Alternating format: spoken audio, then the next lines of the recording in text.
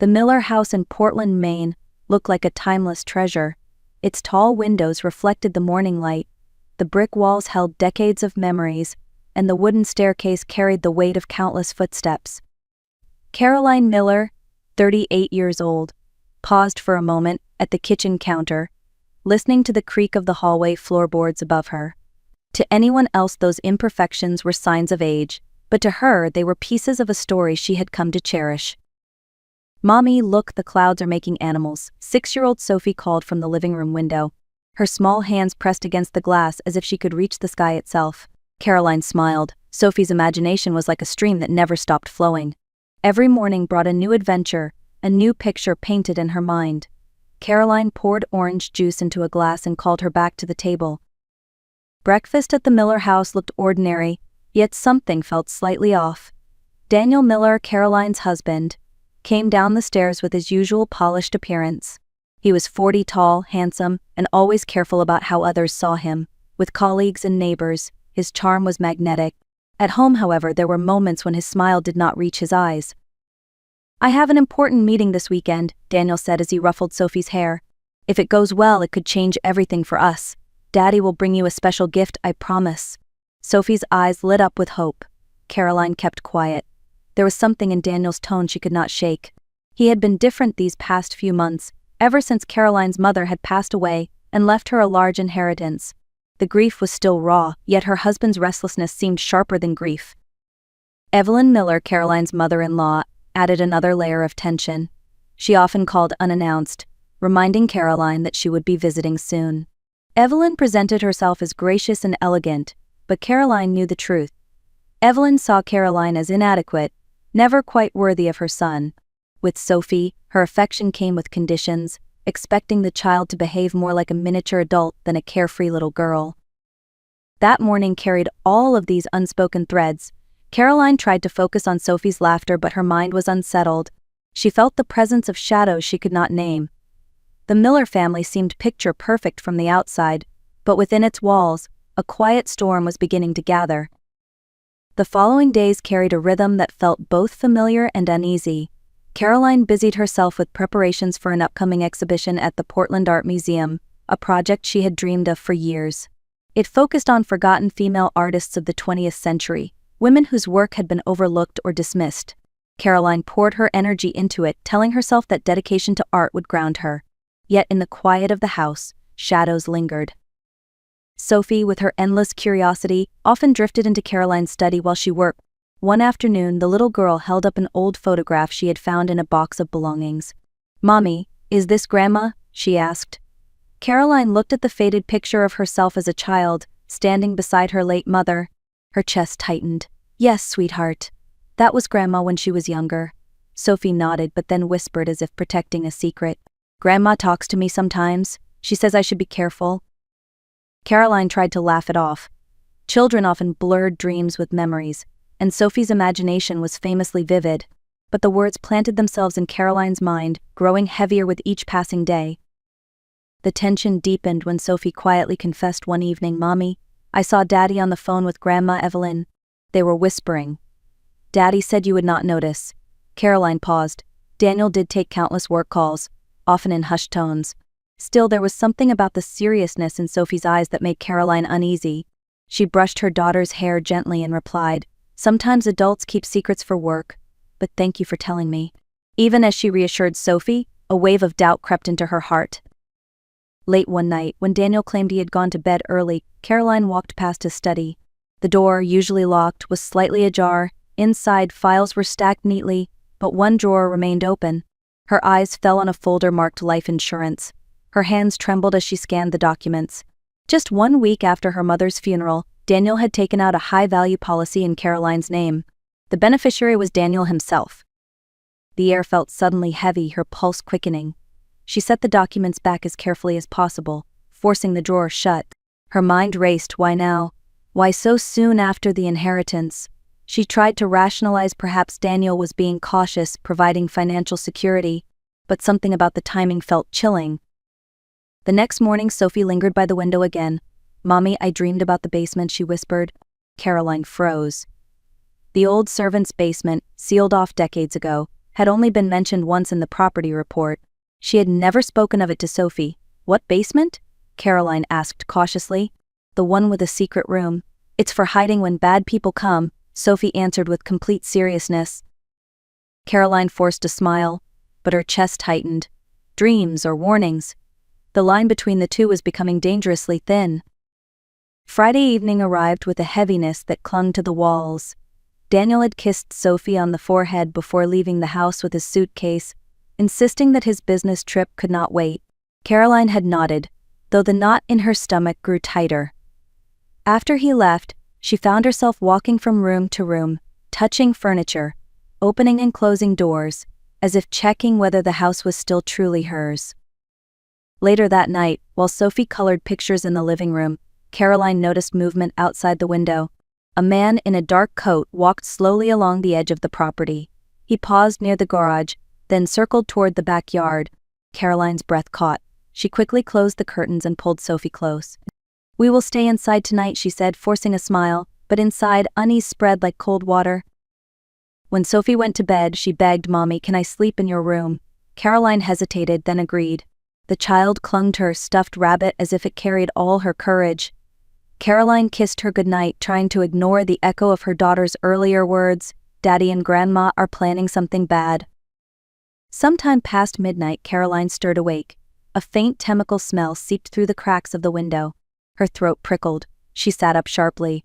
Gasoline, heart racing, she crept downstairs to check the doors. When she reached for the back door handle, it refused to turn. Panic rose. She tried the side door, then the front. Every one was locked tight from the outside. A mechanical hum followed, and metal shutters descended over the windows, sealing them in silence. Smoke began to creep beneath the kitchen door. Sophie, awakened by the noise, appeared at the top of the stairs, clutching her rabbit. "Mommy," she whispered, trembling, "we need to escape right now." Caroline's chest tightened.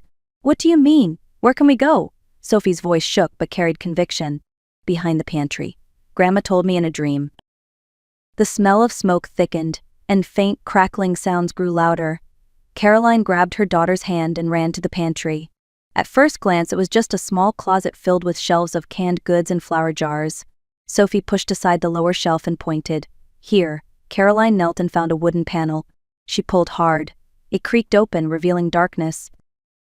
"Go, sweetheart," Caroline urged. Sophie crawled inside first, the stuffed rabbit tucked under her arm.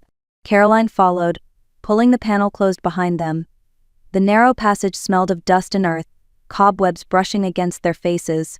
Caroline's heart pounded as smoke seeped faintly into the tunnel. "Where does this lead?" she whispered. "To the garden shed," Sophie replied calmly. "Grandma showed me." They crouched and crawled through the darkness, guided only by a sliver of light far ahead. Behind them, a loud thud shook the walls, followed by the roar of fire-consuming wood. The heat seemed to chase them forward. Caroline whispered prayers under her breath, forcing her body to keep moving. Sophie never looked back, her small steps sure and determined. At last they reached a rusted door. Caroline shoved it open, and fresh air burst in. They emerged into the cool night inside the shed. Caroline lifted Sophie and stumbled out into the yard.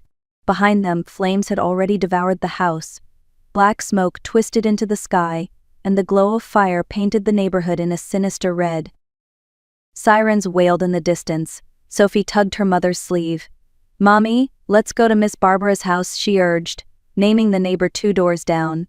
Caroline held her close, her eyes filling with tears. "You saved us," she whispered. Sophie looked up, her gaze steady. Grandma was watching. She knew Daddy's plan. Caroline trembled at the words, but she did not argue. Holding Sophie tightly, she ran toward Barbara's porch. When the neighbor opened the door, Caroline and Sophie stood covered in soot, their faces pale with terror. "Please," Caroline gasped, "call the police. Daniel set the house on fire. He tried to kill us." Though almost impossible to believe, Barbara reached for the phone without hesitation. Outside, the blaze swallowed the home that once held their lives. By the time fire trucks arrived, the Miller home was beyond saving. Flames roared through the roof, and the structure groaned under the pressure of collapsing beams. Neighbors gathered at a distance, whispering in disbelief as firefighters battled the inferno. Caroline sat on Barbara's porch, holding Sophie close, both of them shivering despite the heat of the blaze. Her voice shook as she repeated to the officers what had happened. "This was not an accident. My husband planned this. He wanted us gone." The detective in charge, a gray-haired man named Lieutenant Harris, crouched down to her level.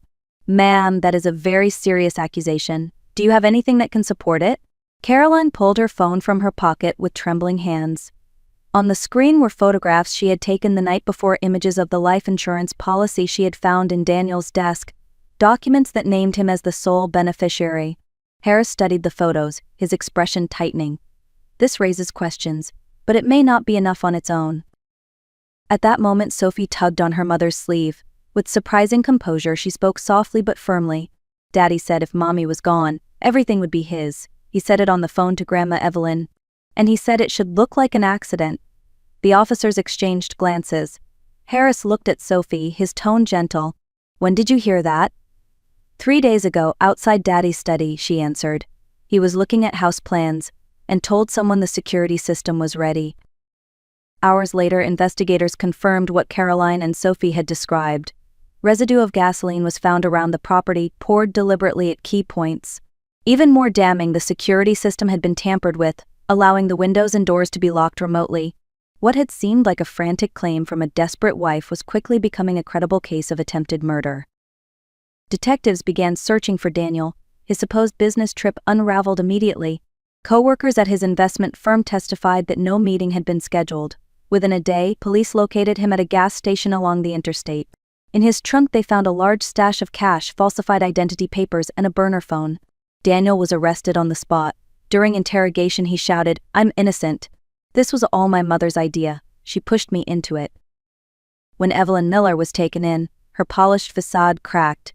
At first she insisted she knew nothing, but when confronted with Daniel's accusations, her composure broke. "That ungrateful boy," she spat. "I sacrificed everything for him. I only wanted what was best." As investigators pressed her, the disturbing truth unfolded. Together, mother and son had orchestrated the plan to eliminate Caroline and Sophie, seize Caroline's inheritance, and cover it as a tragic household fire. The financial motive was undeniable. Records showed that Daniel was drowning in debt, his image of success nothing but a performance. He had been funneling money into failed ventures and supporting a mistress in another city. Evelyn, blinded by devotion to her son, believed removing Caroline would free him to start fresh. The discovery sent a chill down Caroline's spine. What she had sensed in Daniel's eyes, what Sophie had overheard in whispers, was now carved into hard evidence. As dawn broke over the smoldering remains of the Miller home, Caroline sat in the back of a patrol car with Sophie in her lap. She stared through the window, still in shock.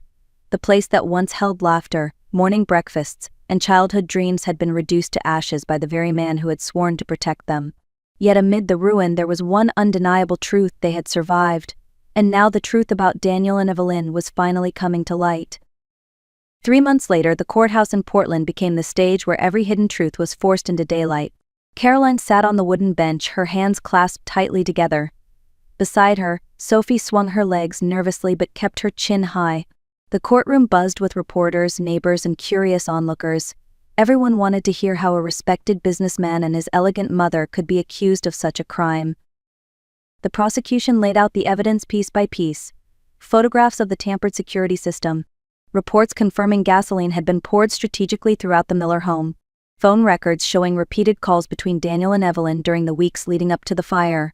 The prosecutor spoke with measured clarity. The defendant, Daniel Miller, intended to murder his wife and daughter in order to claim her inheritance. This was not a crime of passion.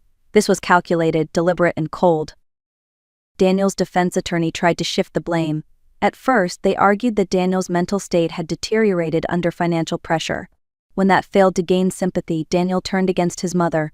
"She manipulated me," he declared from the stand. "Evelyn Miller has always controlled my life. This was her plan, not mine." The courtroom stirred, but Evelyn's reaction silenced the room. Rising to her feet, her voice cracked with fury. "Do not dare put this on me, Daniel. I did everything for you. I carried out your wishes because I thought you deserved better than her." Her confession shocked even her own attorney. But the most unforgettable moment came when Sophie was called to testify. The 6-year-old walked to the witness stand, holding her stuffed rabbit. The bailiff swore her in gently, and the room seemed to hold its breath. Sophie's voice was small but steady. She told the jury how she had overheard her father on the phone with her grandmother. She repeated his words, "If Caroline is gone, everything will be mine. We just need to make it look like an accident." She described the old house plans her father had studied and how she had found the hidden passage because her grandmother, Caroline's late mother, had told her in a dream. The prosecutor asked softly, "Sophie, when you say grandma, which one do you mean?"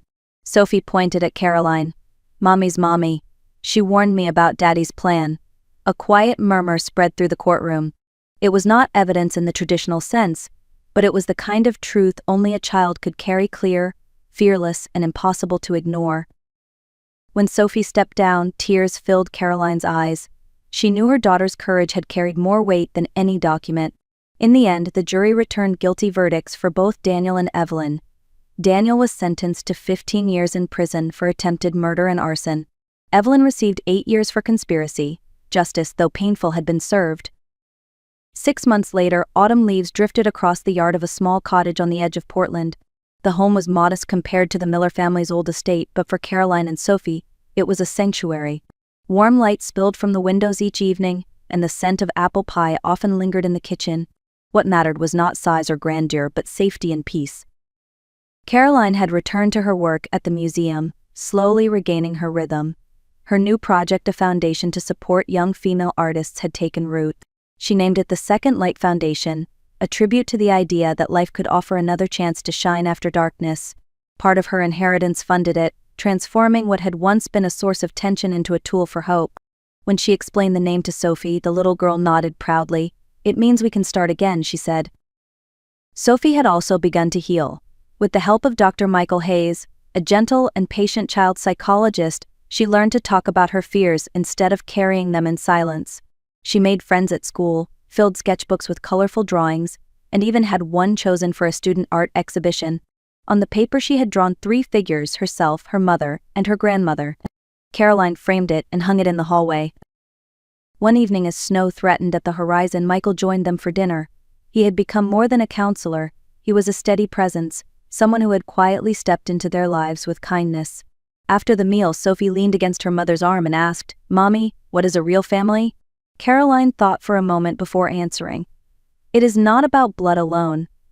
It is about people who care for each other, protect each other, and want each other to be free." Sophie smiled, her eyes thoughtful. She glanced at Michael and added, "Then maybe he is family too."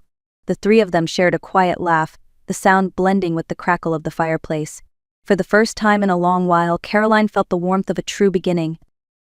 On Christmas Eve, snowflakes drifted gently past the windows, settling on the quiet street outside. Caroline and Sophie sat together by the fire, the warmth of the flames wrapping around them. The old fears had not vanished completely, but the air now carried a sense of peace rather than dread.